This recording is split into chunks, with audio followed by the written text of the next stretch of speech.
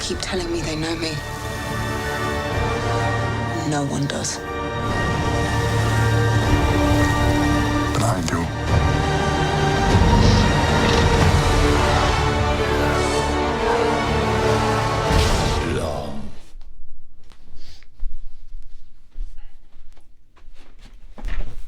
The Rise of Skywalker, Episode 9. I'm interested as to why people put the word rise for the concluding chapter of a trilogy. The Dark Knight Rises. The Rise of Skywalker. Imagine if it were The Force Awakens, The Rise of Skywalker, The Last Jedi. Batman Begins, The Dark Knight Rises, The Dark Knight. Am I right? I don't understand the word rise. That sounds like it elevates a middle thing. It sounds like a climaxing point. And then the next thing, that should be the end, is in the middle chapter of a trilogy. I don't get it. But anyways, I'm going to do this non-spoiler. Positives first, negatives second. So positives first. When Scorsese said that some Marvel movies, or all Marvel movies, or all superhero movies, I can't even remember at this point, because it went out for so long, it just went through my head. When he said that there are amusement park rides, and people have fun, that's what this felt like to me, a fun amusement park ride. The audience was into it, I sat there, I saw a lot of scenes, a lot of characters, a lot of fun little moments. Things were happening, things were loud, things looked cool. John Williams' score was great. They had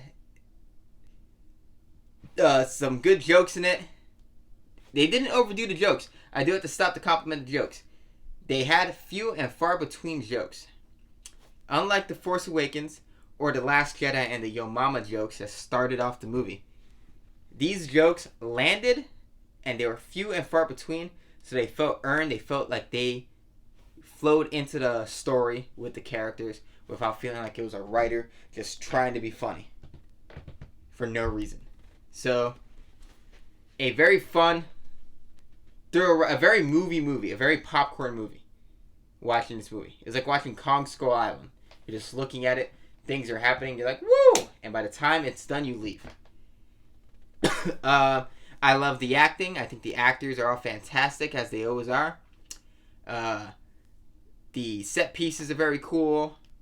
There's a lightsaber duel that was cool. It wasn't my favorite one, but it was cool. It was good. I really liked the dichotomy between Rey and Kylo. That is the only one dynamic that has worked really in the trilogy between characters. They're the only ones who really have chemistry. So the fact that they focused on that was good. They give Rey a lot more to do. The character that's on the poster, it's not a spoiler because you see him on the poster, Palpatine. He's in it. I was along for the ride. Whether or not I think he should be in it, I was along for the ride and I enjoyed him while he was in it. I had a blast with him. They kind of superimposed Leia in this movie. It was like a round of applause for respect. I understand why you did it. It felt very bizarre. She felt like an automated robot. I watched Jeremy Jahns or John Flickinger. Somebody said, I think it was John Flickinger. But he said that she felt like a robot giving automatic responses. And it's very true. That's exactly what she sounded like. She sounded like this was a hologram of a recording and you're just responding to the hologram. It was like talking to Alexa. I guess I'm going into the negatives. I didn't even realize I went to the negatives, but I'm going to the negatives. So, Princess Leia, negative. It was very weird. Where they go with almost all of the choices that they made that were really a direct answer to The Last Jedi were very dumb. This movie was a big, like, I don't know what to do with The Last Jedi, so I'm just going to undo everything in The Last Jedi. The Last Jedi was, I don't know what to do with The Force Awakens, so I'm going to undo everything in The Force Awakens. These movies don't flow, they just crash. Here's everything set up in The Force Awakens, Last Jedi, fuck you, Force Awakens. Then this movie's like, fuck you, Last Jedi. And it just felt like a competition. It just felt like two directors who never talked. I call bullshit on that, JJ. You guys did not talk and sit down and just try to hash things out and see how it would flow into this. It doesn't flow at all. The Last Jedi might not... It doesn't even need to have happened now. Because this movie basically retcons the entire film. I think it retcons every single decision made in The Last Jedi. Not one decision flowed through to this one. So why? I don't understand it. The studio should have sat these people down and made a cohesive thread between the films. But they didn't. Rian Johnson made a concluding chapter to a trilogy. This guy made a second movie to his first movie. They don't flow. It's part 1, part 3, part 2. So, when you're watching it, not only do you not care because everything that keeps happening doesn't matter anymore, but you're watching it as a big apology letter to you, and they start doing things like throwing in fan service ideas and making them real just to make you happy. And this whole movie just felt like them jerking you off to make you happy. And then it ends. Just like Justice League, I walked in that movie, I was entertained, I walked out, forgot it happened. I left not knowing what happened really. It was a bunch of noise, a bunch of convoluted video game plot, a bunch of I'm sorry for what happened last time, and then it ended. And it was weird. It was very weird. This whole trilogy is very weird to me. I feel weird sitting through any of the movies because I know they don't matter to the next movie. They even repeat a very stupid decision from The Force Awakens, that in The Force Awakens, I can't spoil it, but you know when you see it, like, why do you do this again? It might not be what you think I'm talking about, but maybe it is. I have no idea. Also, this movie, the way they forgot about everybody else, though they only focus on Rey and Kylo, it's a positive because they're the only two interesting characters. The other characters don't even need to be there. They don't need to exist. And it's just weird to me that JJ creates all these characters and he just drops the ball on all of them. He has no idea what to do with them. So they don't exist. Finn even brings up something at one point and it never gets answered.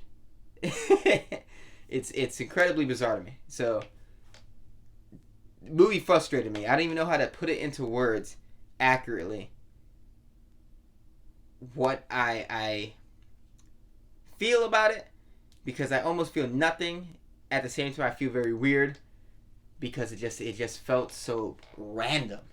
It's so random. I saw a bunch of random nonsense.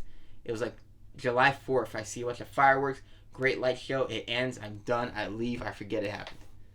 So those are my nonsensical thoughts on The Rise of Skywalker. It's hard to talk about it if I was spoiling it. At the same time, even if I was spoiling it, it's still hard to talk about because it's so convoluted and it's just everything you saw last time. Here's the opposite of that. Weird. Very, very weird. A weird-ass movie that means nothing. They even made a choice in this movie to add something to it that is a tension-removing plot convenience. And when you see it, you're going to be like, wow, I know not to feel anything anymore. Because nothing's going to matter. So anyways, that's what I feel about this movie. If I had to rate it, I'll give it a D. It's entertaining. It has no depth. It has no tension. It makes no decisions. It has no imagination. It made Star Wars, this big galaxy, into a baseball-sized thing. It's so small that they cannot do anything but just fight the other movies and bring back the dead. And that's it. So, there you have it. Subscribe to my channel for more nonsensical rants and let me know what you thought about it. I feel like a lot of you would be very entertained and at the same time feel like it didn't matter. Just like me. I feel like I have a very general opinion on it that most people are going to feel.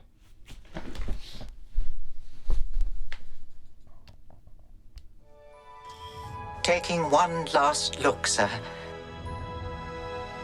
at my friends.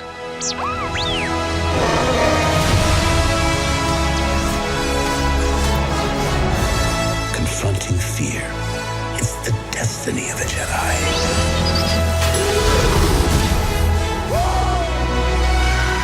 Your destiny.